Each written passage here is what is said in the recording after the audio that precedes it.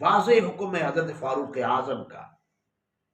جو سوال یہ ہے کہ جو لوگ 3 طلاقوں کو ایک مجلس میں دی جانے والی ایک ہی شمار کرتے ہیں اور دعویٰ کرتے ہیں کہ ہمارے پاس دلائل ہیں احادیث کے، میرا سوال یہ ہے کہ کیا تم حضور کی حدیث فاروق اعظم سے زیادہ سمجھتے ہو؟ بسم اللہ الرحمن الرحیم، صلی اللہ علی محمد صلی اللہ تعالی علیہ وآلہ وسلم۔ ناظرین کرام، آج ہم انشاءاللہ تعالی طلاق ثلاثہ کے حوالے سے بات کریں گے کہ ایک ہی مجلس کے اندر 3 مرتبہ الفاظ طلاق بولنے سے ایک طلاق شمار ہوگی یا 3 طلاقیں شمار ہوگی۔ اس حوالے سے ہمارے سامنے 2 موقف ہیں۔ ایک موقف ان کا ہے جنہیں سلفی کہا جاتا ہے، جو اپنے آپ کو اہل حدیث کہتے ہیں، اور دوسرا موقف جمہور اہل سنت کا ہے، چاروں ائمہ کا ہے، ان کے ماننے والوں کا ہے، ان کی پیروی کرنے والوں کا ہے، ان کی فقہ کو ماننے والوں کا ہے۔ جو سلفی ہیں ان کا موقف یہ ہے، جو اپنے آپ کو اہل حدیث کہتے ہیں، ان کا موقف یہ ہے ایک مجلس کے اندر جتنی مرتبہ بھی الفاظ طلاق بولے جائیں، 1 بولا جائے، 2 بولے جائیں، 3 بولے جائیں، 300 بولے جائیں، جتنے بھی الفاظ طلاق بولے جائیں تو ایک ہی طلاق شمار ہوتی ہے۔ اور دوسری طرف جمہور اہل سنت کا موقف یہ ہے کہ ایک مجلس کے اندر جتنے مرتبہ بھی طلاق کے الفاظ بولے جائیں، طلاق کی حد 3 ہے، 1 بولیں گے تو 1 شمار ہوگی، 2 بولیں گے تو 2 شمار ہوں گی، 3 مرتبہ طلاق کے الفاظ بولے جائیں گے تو 3 طلاقیں ہی شمار ہوں گی۔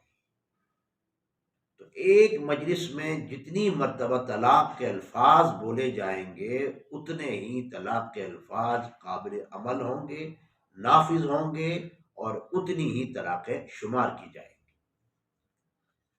1 بولیں گے تو 1 طلاق ہوگی، 2 بولیں گے 2 طلاقیں ہوں گی، 3 مرتبہ طلاق کے الفاظ بولیں گے تو 3 طلاقیں واقع ہو جائیں گی، اور عورت اور مرد کا نکاح ختم ہو جائے گا۔ اور جمہور اہل سنت کے اس موقف کے پیچھے قرآن و سنت کے مضبوط دلائل ہیں۔ پہلی دلیل قرآن مجید سے، بسم اللہ الرحمن الرحیم، اللہ تعالیٰ فرماتا ہے الطلاق مرتان فإمساک بمعروف او تسریح بإحسان۔ پھر آگے فرمایا کہ فإن طلقها فلا تحل له من بعد حتى تنكح زوجا غیرہ۔ آیت کا معنی اور اس کا مفہوم کیا ہے؟ فرمایا کہ طلاق 2 مرتبہ ہے، 2 مرتبہ طلاق دینے کے بعد فرمایا کہ مفہوم آیت یا روکے رکھو یا اچھے طریقے سے چھوڑ دو۔ فرمایا کہ فَإِن طَلَّقَهَا، اگر 2 کے بعد طلاق دے دی، فلا تحل لہو، پھر اس کے لیے حلال نہیں ہوگی عورت جب تک وہ دوسرے مرد کے ساتھ نکاح نہیں کرتی۔ تو اس آیے کریمہ میں، پہلی آیے کریمہ میں 2 طلاق رجعی کا بیان ہے، الطلاق مرتان، 2 طلاقوں کا ذکر ہے۔ اس کے بعد فرمایا کہ فَإِن طَلَّقَهَا، یہ جو فا ہے یہ عربی قاعدے کے مطابق یہ تعقیب مع وصل کے لیے آتا ہے، یعنی بلا مہلت کسی حکم کو ملانا ہو، اس کو نافذ کرنا ہو، اس کو جوڑنا ہو تو فا کو لایا جاتا ہے۔ تو لہٰذا معلوم کیا ہوا؟ فرمایا کہ 2 طلاق رجعی کے بعد، یعنی 2 طلاقوں کے بعد اگر شوہر تیسری طلاق دے دیتا ہے، تیسرا لفظ طلاق کا بول دیتا ہے، تو فرمایا کہ اب وہ عورت اس مرد کے لیے بغیر حلالہ شریعہ کے حلال نہیں ہوگی، یعنی جب تک وہ دوسرے مرد کے ساتھ شادی نہیں کرتی، جب تک اس کے ساتھ شادی کر کے طلاق نہیں ہوتی، عدت گزارنے کے بعد پھر اس پہلے مرد کے ساتھ وہ شادی کر سکتی ہے۔ تو اس آیے کریمہ میں اللہ نے یہ نہیں فرمایا کہ 1 مجلس 2 مجلسیں، مطلق ذکر فرمایا۔ فرمایا کہ 2 طلاقیں دی جائیں اور 2 طلاقوں کے بعد اگر تیسری طلاق دی جائے تو فرمایا کہ پھر وہ عورت مرد کے نکاح سے نکل جائے گی، یعنی حرمت مغلظہ ثابت ہو جائے گی۔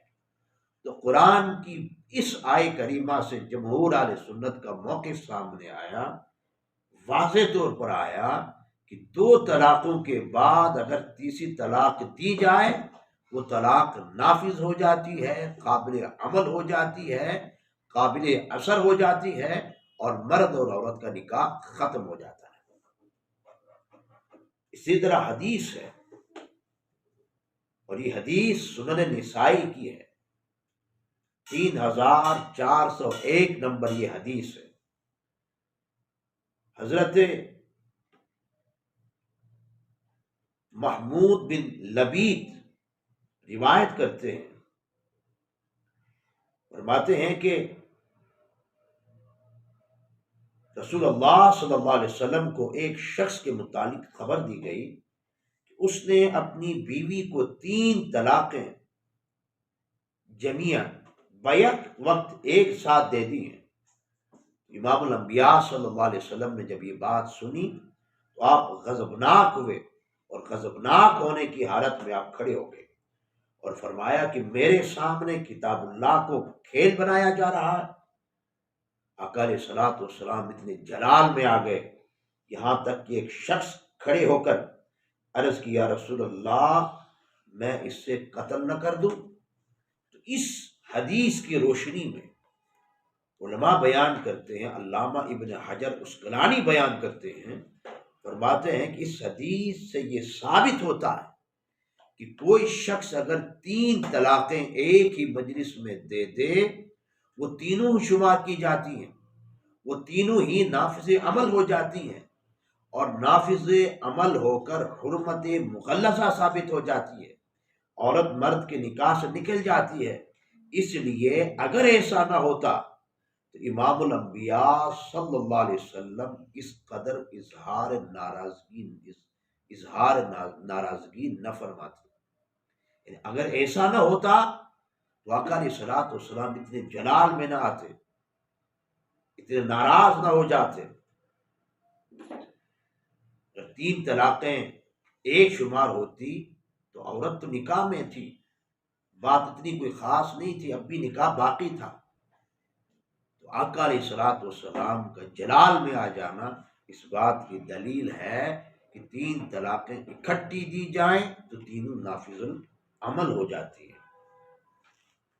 اسی طرح امام ابن ابی شیبہ روایت کرتے ہیں، مصنف ابن شیبہ کتاب الطلاق میں یہ روایت ہے کہ حضرت انس رضی اللہ تعالیٰ عنہ بیان کرتے ہیں کہ حضرت عمر فاروق رضی اللہ تعالیٰ عنہ کے پاس کوئی شخص لایا جاتا جس نے اپنی بیوی کو ایک مجلس میں 3 طلاقیں دی ہوں، آپ رضی اللہ تعالیٰ عنہ اس سے سزا دیتے اور ان کے درمیان تفریق کر دیتے۔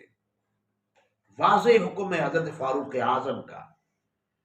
جو سوال یہ ہے کہ جو لوگ 3 طلاقوں کو ایک مجلس میں دی جانے والی ایک ہی شمار کرتے ہیں اور دعویٰ کرتے ہیں کہ ہمارے پاس دلائل ہیں احادیث کے، میرا سوال یہ ہے کہ کیا تم حضور کی حدیث فاروق اعظم سے زیادہ سمجھتے ہو؟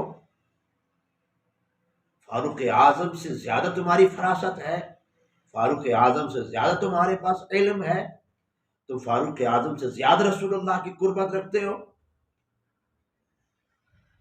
اگر امام الانبیاء صلی اللہ علیہ وسلم کا حکم 3 طلاقیں ایک مجلس میں ایک شمار ہوتی تو فاروق اعظم رضی اللہ تعالیٰ عنہ کبھی بھی 3 طلاقوں کو نافذ نہ کرتے۔ اس لیے اسوہ نبی صلی اللہ علیہ وسلم اور اسوہ خلفائے راشدین آپس میں متضاد نہیں ہیں۔ صحابہ کرام رضوان اللہ علیہم اجمعین رائی کے دانے کے برابر بھی امام الانبیاء کے عمل سے، آپ کے قول سے، آپ کے فعل سے مخالفت نہیں کرتے تھے۔ یہ کیسے ہو سکتا ہے رسول اللہ کچھ فرمائیں اور خلفائے راشدین کچھ نافذ کر دیں؟ ارے آج کے دور میں اگر کوئی حضور کی حدیث کے خلاف بات کرے تو لوگ اس کو دار و تشنیع کا نشانہ بناتے ہیں، نافرمان قرار دیتے ہیں۔ تو فاروق اعظم یہ کیسے کر سکتے تھے؟ فاروق اعظم کے متعلق یہ کیسے کہا جا سکتا ہے انہوں نے حضور کے فرمان کی مخالفت کی ہے؟ ظاہر بات جب موقف یہ بنا ہوگے کہ 3 طلاقیں حضور نافذ نہیں فرماتے تھے کہ مجلس میں جو دی جانے والی ہے، اور فاروق اعظم اس کو نافذ کرتے تھے، تو مخالفت کا تصور تو ابھرے گا۔ اس حدیث سے، اس حضرت فاروق اعظم کے عمل سے یہ بات ثابت ہو گئی کہ 3 طلاقیں ایک ہی مجلس میں دینے سے وہ 3 ہی شمار ہوتی ہیں۔